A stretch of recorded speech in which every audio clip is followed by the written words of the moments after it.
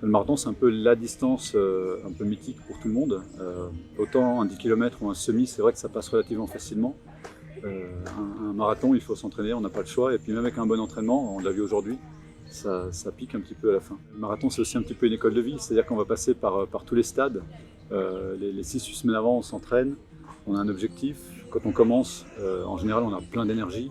Et puis gentiment, petit à petit, au fil des kilomètres, au début on doit se retenir un tout petit peu, puis au fil des kilomètres, ça baisse, puis à un moment donné il faut aller chercher un peu dans les réserves qu'on a. Donc un des objectifs d'aujourd'hui c'était de ne pas marcher, et donc j'ai pas marché, mais c'était à la fin il a fallu aller chercher dans la tête, il n'y avait plus de jambes. Donc voilà, le marathon il nous pousse jusque là, c'est une distance qui est juste parfaite pour aller au-delà de ce qu'on est capable de donner un peu dans une condition normale. En général, le jour de notre anniversaire, on prend congé, ou on a congé, et j'essaie de faire le nombre de kilomètres de mon âge, 42 ans, 42 kilomètres, je ne pouvais pas passer à côté. J'ai un petit peu couru quand je faisais beaucoup de vélo quand j'étais ado, et puis j'ai recommencé la course à pied quand je suis rentré de mon voyage en Amérique, c'était en 2012. C'était le seul sport assez facile que je pouvais faire avec juste une paire de baskets.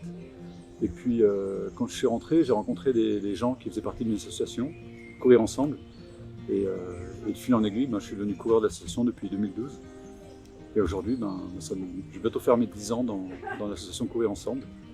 Et c'était toute une équipe de coureurs. Alors, on fait des courses sur route plutôt avec l'association. Et derrière, c'est quasiment tous des trailers. Donc, il nous reste la montagne, le dénivelé et des paysages incroyables qu'on a par chez nous, quoi.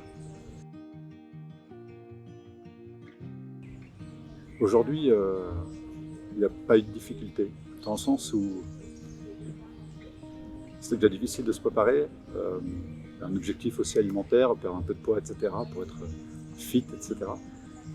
Donc là, il y a déjà eu des moments où on doit se mettre un peu une forme de discipline.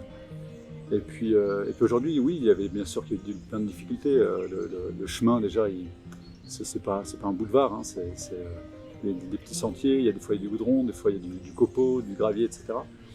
Mais non, pour être sincère, la vraie difficulté, c'est à partir du 35, 37e, ça commence à piquer un peu, et puis les 3 derniers kilomètres, il a fallu aller chercher un petit peu où il n'y en avait plus. Aujourd'hui, je cours avec le t-shirt de l'association Courir Ensemble, avec des traces de fatigue. C'est une association qui soutient les enfants un peu dans leur quotidien pour lutter contre le cancer, en organisant soit des courses, ce qu'on appelle en joëlette, c'est-à-dire qu'il y a une sorte de chaise roulante où on va essayer de manière immersive de les plonger dans la course à pied. On est plusieurs coureurs donc à courir ensemble. Il y a plein d'autres sorties, il y a des cadeaux d'anniversaire, il y a des événements pour Noël, il n'y a pas que de la course à pied. Il y a Carole Locke aussi qui s'est investie énormément dans l'association, c'est la présidente, celle qui a créé l'association, et qui est bénévole toutes les semaines aussi à l'hôpital, qui va faire des bricolages avec eux, etc. Et voilà, donc c'est une association pour laquelle je cours, pour laquelle j'ai du plaisir à courir et à rencontrer aussi des amis qui sont, alors soit c'est des coureurs que je ne connaissais pas, qui sont devenus des amis, soit des amis qui étaient coureurs, qui nous ont rejoints dans l'association, et c'est toujours des très très bons moments. Alors les défis, je ne sais pas si je me pose des défis ou pas, je crois que j'aime bien quand même. Dans 2 semaines, je vais aller me faire une semaine de jeûne en montagne, on va faire 140 km à peu près sur 7 jours, avec 1000 mètres de dénivelé par jour, sans manger. Ça c'est fin juin.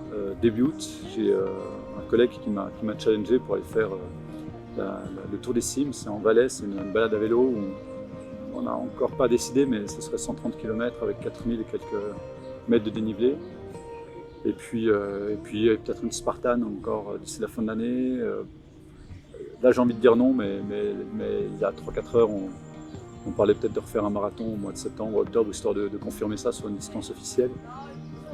Voilà, quelques idées. Et merci à vous.